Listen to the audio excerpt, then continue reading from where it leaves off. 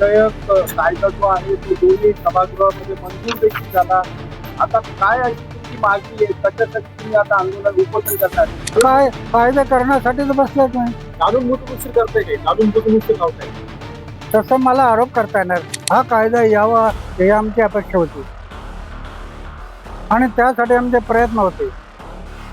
करत असतील तर करत, नाही तर आमचं उपोषण ठरलेलं आहे. फडणवीसांना लिहिलंय तुम्ही, अनेक वेळा या संदर्भात बैठका झाल्या. कायदा जो आहे तो दोन्ही सभागृहामध्ये मंजूर देखील झाला.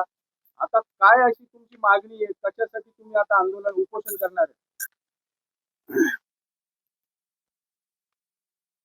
माझे आजपर्यंतचे उपोषण स्वतःसाठी काहीच मागितलं नाही. एवढी आंदोलन झाली, पण आजही माझ्याकडं झोपण्याचा एक बिस्तर आहे आणि जेवणाचं एक ताट आहे. बँक अकाउंट कुठं असतो माहित नाही. आजच्या स्थितीला आयुष्यामध्ये सगळी आंदोलनं झाली ती समाज हितासाठी, राष्ट्रहितासाठी. राष्ट्रहितासाठी ही आंदोलन करत आलो. त्याच्यामध्ये आताचा जो विषय आहे हे लोक आयुक्त, महाराष्ट्र लोक आयुक्त 2022 लोक आयुक्त. हा लोक आयुक्त काय? लोक आयुक्ताला लोक आयुक्ताची काय पावर आहे? लोक आयुक्त जर झाला तर मुख्यमंत्री, मंत्री, आजी माजी मंत्री यांची चौकशी लोकायुक्त करू शकतात. मुख्यमंत्री, मंत्री, सगळे उच्च लेवलचे लोक यांची सगळ्यांची चौकशी करू शकतात.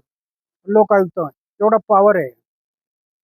भ्रष्टाचाराच्या पुरावा आल्यानंतर विधानसभेच्या सभागृहाच्या एकूण सदस्यापैकी 2/3 सभासद, एकूण सभासदाच्या 2/3 सभासद त्यांच्या समोर ते संमत करण्यात येते आणि विधानसभेची परवानगी घेऊन पुढील कारवाई, म्हणजे इतकी शक्ती महाराष्ट्र लोक आयुक्तात आहे. एवढी मोठी शक्ती आहे. आजपर्यंत शक्ती मिळाली नाही. ही मिळावी म्हणून मी 8 वर्ष लढतोय. 8 वर्ष. महाराष्ट्र राज्यातील जनतेला ही माहीत असणे गरजेचे आहे. इतना एवढा क्रांतिकारक हा कायदा आहे की लोक आयुक्त कोणाचीही, म्हणजे मुख्यमंत्री, मंत्री, अधिकारी यांचे पुरावे आल्यानंतर चौकशी करू शकतात. एवढं क्रांतिकारक आहे. या लोक आयुक्ताची निवड कशी करायची?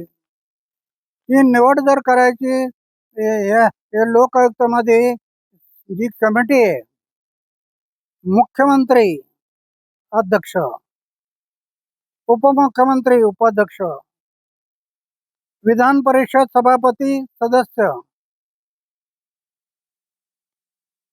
विधानसभा अध्यक्ष सदस्य, विधान परिषद विरोधी पक्ष नेता सदस्य, विधान परिषदेतील विरोधी पक्ष नेता सदस्य, मुंबई उच्च न्यायालयाचे मुख्य न्यायाधीश किंवा त्यांनी नामनिर्देश केलेला मुंबई उच्च न्यायालयाचा न्यायाधीश,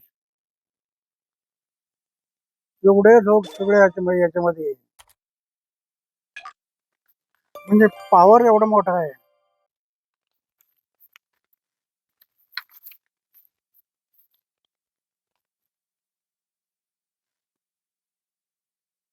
आयुक्तामध्ये 5 सदस्यांचा समावेश. अध्यक्ष म्हणून उच्च न्यायालयाचे मुख्य न्यायाधीश, सर्वोच्च न्यायालयाचे न्यायाधीश, उच्च मुंबई न्यायालयाचे न्यायाधीश, इतर 4 सदस्य. यांच्यामध्ये 2 सदस्य न्यायिक असतील. 4 सदस्यापैकी 2. खटल्यामध्ये दिवाणी न्यायालयाचे अधिकार, विशेष न्यायालयाचे अधिकार असणार आहेत. दिवाणी आणि खटला दिवाणी न्यायालयाचे अधिकार आणि विशेष न्यायालयाचे अधिकार ते त्यांना आज अधिकार असणार आहे. हे लोकायुक्त, दिवाणी आणि आणि अ, विशेष अधिकार एवढे पॉवर आहेत म्हणून त्यांना नको आहे. त्यांना आता हा मसुदा तयार 30 करण्यासाठी जानेवारी 2026 पासून पुन्हा माझे आमरण उपोषण सुरू करत आहे. शरीरात प्राण आहे तोपर्यंत शेवटचं उपोषण चालू राहील.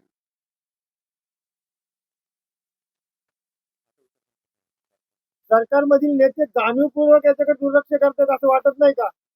सरकारमधील जे नेते आहेत ते जाणीवपूर्वक हे विधेयक मंजूर करण्याबाबत असं मी त्यांना आरोप करणार नाही, पण तुम्ही कायदे करण्यासाठी बसलात ना. विधानसभा विधान परिषदेचं काम काय आहे? कायदे करणं. जनतेचं जनतेच्या हिताचे कायदे करणं हे तुमचं मुख्य काम आहे.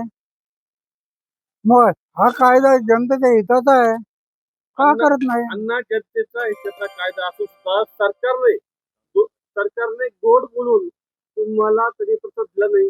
सरकारने तुमची फसवणूक केली असं वाटतं का? हं? ते म्हणतायत की ते म्हणतायत की सरकारने जाणून बुजून तुमची फसवणूक केली असं वाटत नाही का तुम्हाला? नाही, जाणून बुजून असं म्हणणार नाही. पण मी एवढे वर्ष हे 7-8 वर्षापासून प्रयत्न करतो.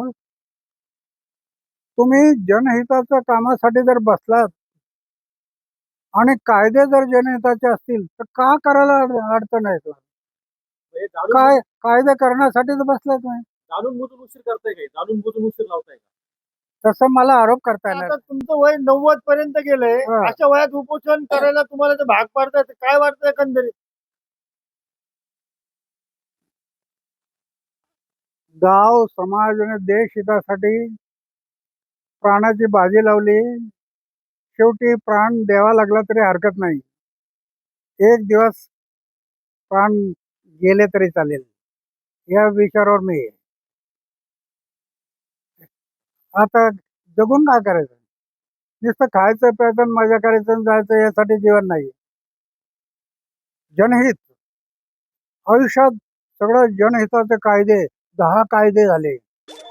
हा हा कायदा यावा ही आमची अपेक्षा होती आणि त्यासाठी आमचे प्रयत्न होते. करत असतील तर करत, नाही तर आमचं उपोषण ठरलेलं आहे.